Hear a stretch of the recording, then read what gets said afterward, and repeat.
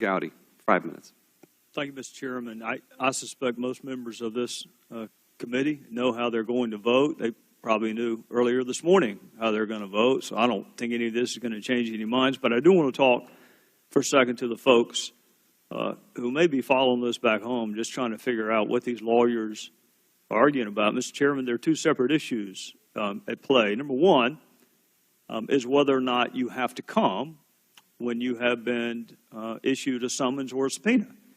There are people sitting in jury rooms right now all across this country because they received a summons. Even though they're not going to be called for jury service, they may be excused, they may frankly be disqualified, but you still have to come.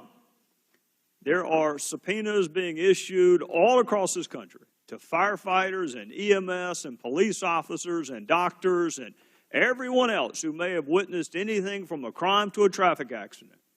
They may not get called as a witness, but they have to come. So issue number one is whether or not you have to come when you are issued legal process. And the answer is yes. The witness himself or herself does not get to pick and choose which legal process you're going to follow and which one you're not, or nobody would go to jury service. So issue number one is, do you have to come?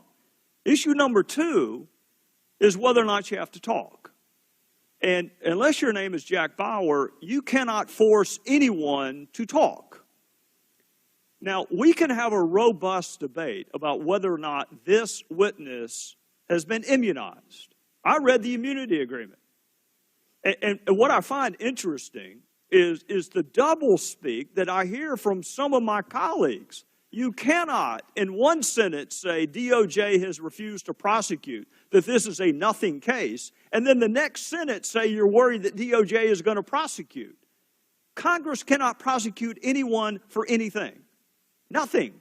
The only entity in this country that can level criminal charges is the executive branch. And they have already said they're not going to do so. So where is his criminal exposure? Where is it? Unless they're going to say, Mr. Chairman, that we are worried that he is going to make a false statement before Congress. Now, that would be interesting if that's the argument.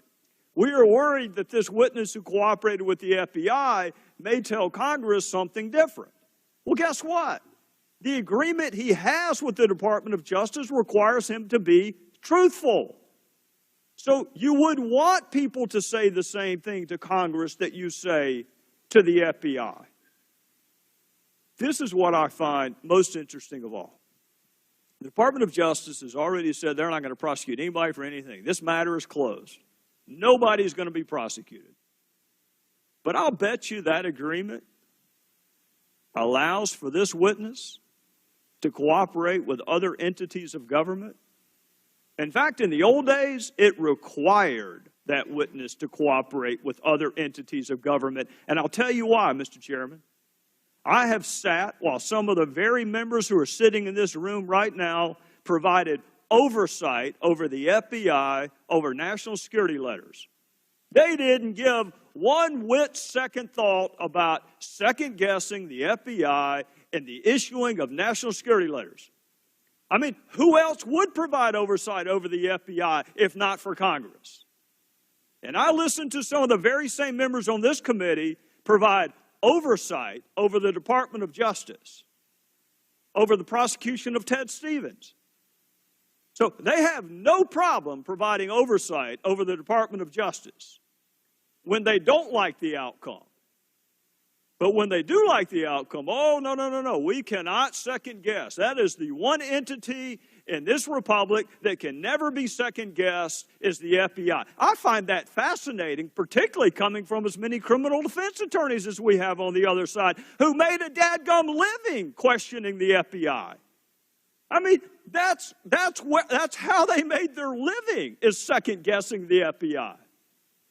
But no, once you take the oath of office for Congress, whatever they do, you don't want to prosecute the big banks, FBI, we're fine with that. You don't want to do anything about the people who committed fraud during the housing crisis, we're fine with that. God forbid we ask the FBI anything. All I want to know, Mr. Chairman, is did you give immunity to the person who destroyed federal records after a subpoena was in place? That's a fair question, and I would think every member of Congress would want to know the answer. Gentleman's time has expired.